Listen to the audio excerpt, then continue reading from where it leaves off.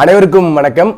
இன்று இந்த காணொலியில் யாரை குறித்து பேச போகிறோன்னா, ஏதோ ஒரு போராளி, ஏதோ ஒரு தியாகி, ஏதோ ஒரு கட்சிக்காக உண்மையும் நேர்மையுமாக பாடுபட்ட ஒருத்தர் கட்சியிலிருந்து வெளியேற்றப்பட்டிருக்காரு அப்படின்ற ஒருத்தர் பற்றிலாம் இல்லை. ஒரு ஆபாச பேச்சாளர், ஒரு தரைக்குறைவான பேச்சாளர், தனி மனித விமர்சனங்களை மட்டுமே வைக்கக்கூடிய ஒரு நபரை பற்றி தான் பேச போகிறோம். ஜெகதீஷ் பாண்டியன் என்ற நபர் தமிழக வாழ்வுரிமை கட்சியிலிருந்து வெளியேற்றப்பட்டிருக்காரு. என்ன காரணம், எதற்காக வெளியேற்றப்பட்டார் என்று இந்த காணொலியில் நம்ம பேசுவாங்க.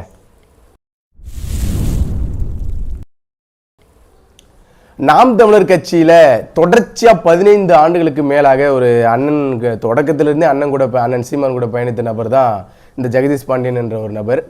இவர் ஒரு மாநில பொறுப்பாளராக தான் இருக்கார் நாம் தமிழர் கட்சியில்.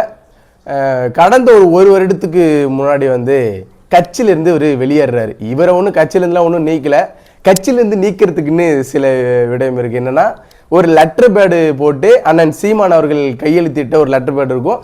அதில் சொல்லியிருப்பாங்க, இந்த மாதிரி கட்சி சார்ந்து இல்லாமல் இவர் கட்சியோட நிலைப்பாட்டிலேருந்து மாறி இருக்காரு, அதனால் கட்சி உறவுகள் இவரோட தொடர்பில் இருக்காதீங்க அப்படின்னு சொல்லிட்டு ஒரு லெட்டர் பேடு இருக்கும்.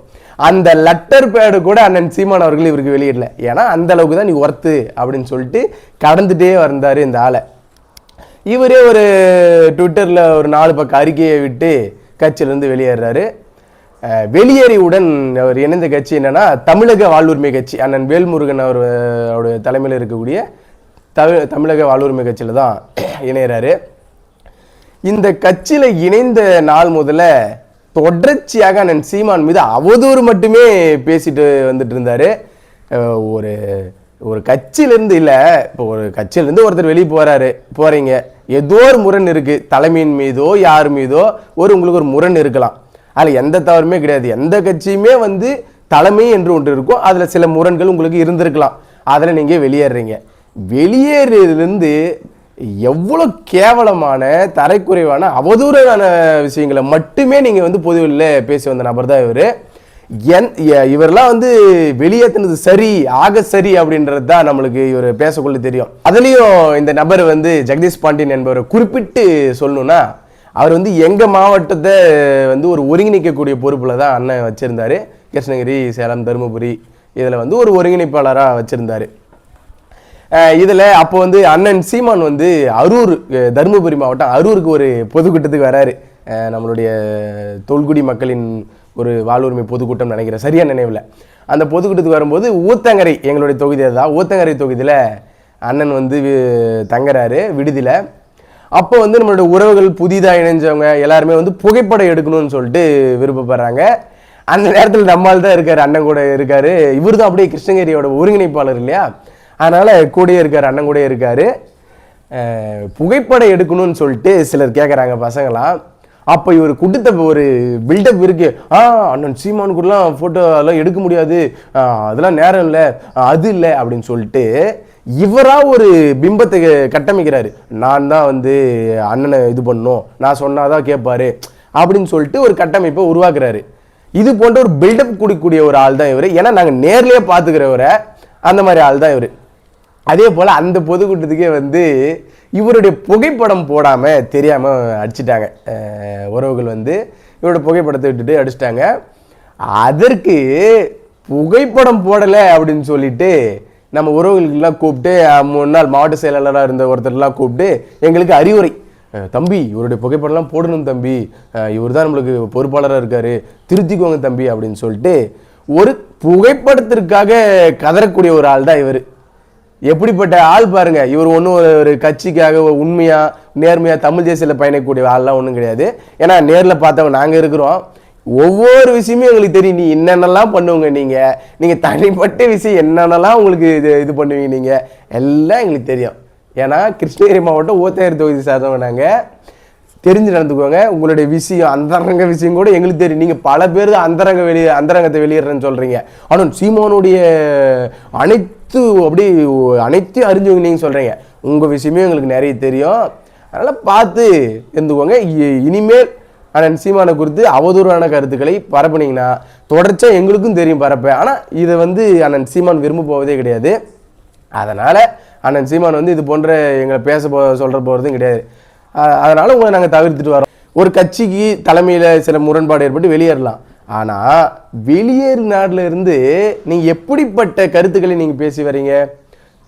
அப்போ ஒரு தலைமைக்கும் ஒரு கட்சியின் கட்டுப்பாட்டிற்கும் வந்து ஒரு மதிப்பளிக்காத ஒரு நபர் எந்த கட்சிக்கு போனாலும் இப்படி தான் இருப்பாருன்றதுக்கு எடுத்துக்காட்டு இப்போ வாழ்வுரிமை கட்சி தமிழக வாழ்வுரிமை கட்சியிலேருந்து நீக்கப்பட்டிருக்காரு.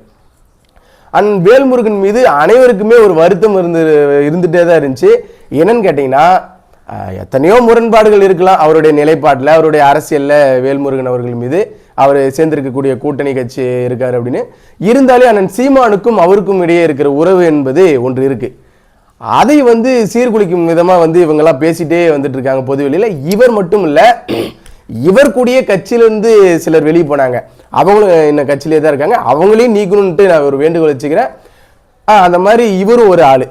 இவர் அந்த கட்சியில் சேர்ந்த நாள் முதலிருந்து நம்ம சொல்லிக்கிட்டே இருப்போம், தமிழ் தேசியவாதிகளும் சரி, நாம் தமிழ் கட்சியும் சரி, இது போன்ற ஆட்களை உங்கள் கட்சிக்கு வச்சுக்காதீங்க. ஏன்னா உங்களுக்கும் எப்போ வேண்டுமானால் இது போன்ற ஆட்கள் துரோகத்தை செய்யலாம். கட்சியில் உங்கள் கட்சியில் இருந்துட்டு வெளியேறி வந்து உங்களே அவதூறாக பேசலாம். ஏன்னா இது போன்ற ஆட்கள் வந்து மிகவும் ஆபத்தான ஆட்கள்னு சொல்லிக்கிட்டே இருந்தாங்க. அதை அண்ணன் வேல்முருகன் வந்து அறிக்கையில் பார்க்கக்குள்ள சொல்கிறாரு, இந்த முறை நான் பல முறை இவருக்கு ஜெகதீஷ் பாண்டியனுக்கு கற்பித்தேன், சீமானை வந்து நாம் தமிழர் கட்சி நீ விமர்சிக்கக்கூடாது, நான் நட்பு சக்தியாக தான் நாங்கள் பார்க்குறோம் நாம் தமிழர் கட்சியை அப்படின்னு சொல்லிட்டு அறிக்கையில் சொல்லியிருப்பார். நான் வலியுறுத்தியும் நீங்கள் இவர் கேட்காதனால நான் கட்சியிலேருந்து வெளியேற்றுறேன் அப்படின்னு சொல்லிட்டு வெளியிட்டிருக்காரு. இல்லை சொல்லுவாங்கல்ல, கற்றோருக்கு சென்ற இடமெல்லாம் சிறப்பு அப்படின்னு சொல்லிட்டு, அதுபோல் இந்த ஆபாசவாதிக்கு சென்ற இடமெல்லாம் செருப்படி என்றது போல தான் இருக்குது. போன எந்த கட்சிக்கும் உண்மையாக இருக்கிறது கிடையாது, போன தலைமைக்கு ஒரு உண்மையாக இருக்கிறது கிடையாது, ஒன்றும் கிடையாது. போகிற இடம் காசு துட்டு மணி, அவ்வளோதான். இவருடைய நோக்கம் வேற ஒன்றும் கிடையாது.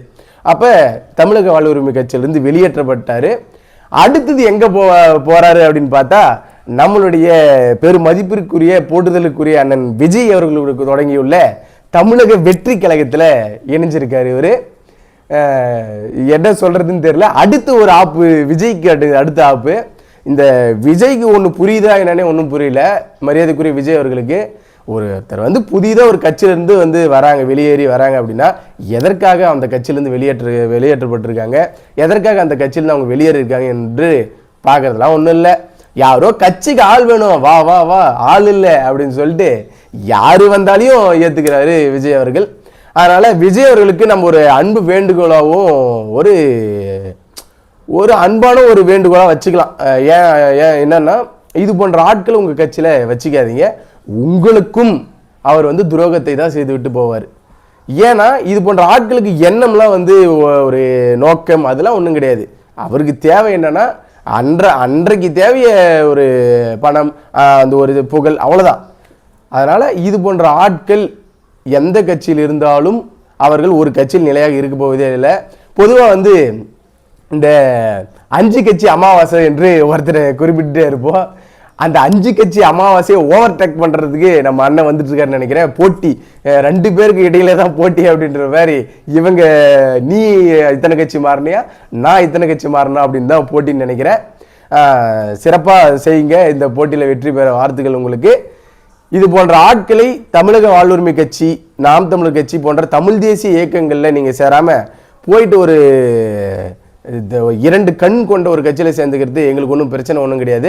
அங்கேருந்து வெளியே வரதான் போகிறீங்க. அதனால் இது போன்ற ஆட்கள் என்றாக இருந்தாலும் அம்பலப்பட்டு போவீர்கள் என்பதை மட்டும் நான் தெரிவிச்சுக்கிறேன். நன்றி, வணக்கம்.